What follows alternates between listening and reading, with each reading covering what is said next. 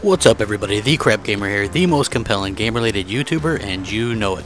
So as a lot of you may know, I bought a PS4 recently, and I have a lot of interesting things to say about it. You know, lots of cool comparison videos and content coming in the next week or so. First, I'd like to say it's a decent, albeit bare-bones kind of console. As with many things in life, ignorance is bliss. If the only new console you have is a PS4, you'll happily spend your days getting by with a console that does little in the way of innovation or functionality in my opinion. Now I don't mean all of this in a really bad way. The PS4 is fine, really it is. But I can completely see where people say it's just a PS 3.5. You know, it has the same startup sound, and even the dashboard and user interface is basically the same as the XMB from the PSP and the PS3. It feels horribly outdated. Now the slight difference is that there's some pictures included instead of just the bricks of text. You know how the old PS3 and PSP used to just have those blocks of text. Now there's actually some pictures, but the text and still looks very similar to the XMB. Now right away within the first few days of owning a PS4, I couldn't access the store on 2 separate occasions, and although I got a free year of PlayStation Plus when I bought the thing, it's still a paid online service now, and not only could I not access the store, but I couldn't even get online on 2 different occasions as well. Just received error messages. Now my aggravation for the console started almost immediately. If you want to play your PS4 right away, too bad. You'll have to use the stubby little charge cable to charge up the PowerHog DualShock 4 controller for a couple of hours first. And since the cable is too short to use to actually game, I'm sure you'll find plenty of other things to do in the meantime. Myself personally, I got on the Xbox One. Now for all the hate it got for using regular batteries, on day 1 I was able to game right away, and without having to charge a controller for hours beforehand. It's the little things that make the biggest differences. My next issue is that the controller on the PS4, it doesn't go idle after it's been there for a certain amount of time. So if you leave to go eat or go to the bathroom and forget about it, it's always on by default. Don't worry though, the bright and pointless light on the controller will completely drain the battery in about 3 hours. Of course you can dim the light, but they don't actually let you turn it off. Now it's a toss-up as to which controller dies quicker, the DualShock 4 or the Wii U gamepad. Both are pretty unacceptable though in my opinion in terms of battery life. Very last gen in that aspect.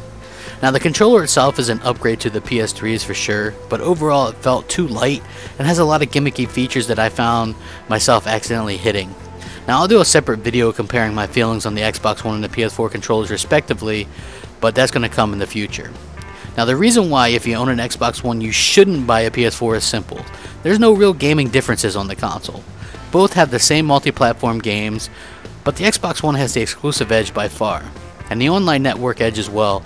First-hand knowledge that the resolution debate is completely bogus, trust me on this. The only real differences between these consoles are the ecosystems, the online, the exclusives, and the controllers. That's it. Don't be hyped into this thing. Going back to my ignorance is bliss thought, if you haven't had the chance to use an Xbox One, you might not know or care what you're missing with the PS4, but as for me, I definitely know, and I definitely care. And the PS4 feels like a step back by an entire generation as far as next-gen features are concerned.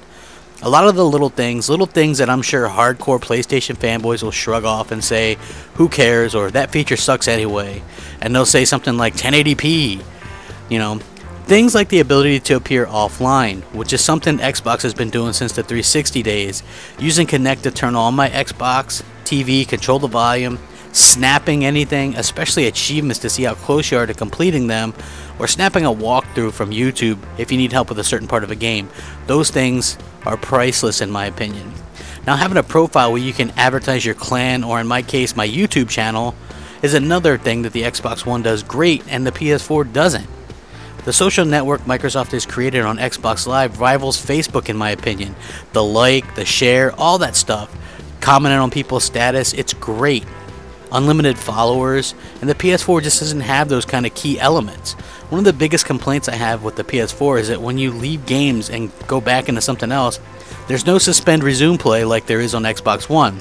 Now I have like ADD or something, so in the middle of a game sometimes I'll often go check on YouTube or Netflix, and you know, just when I go back into my game it picks up right where I left off on the Xbox One.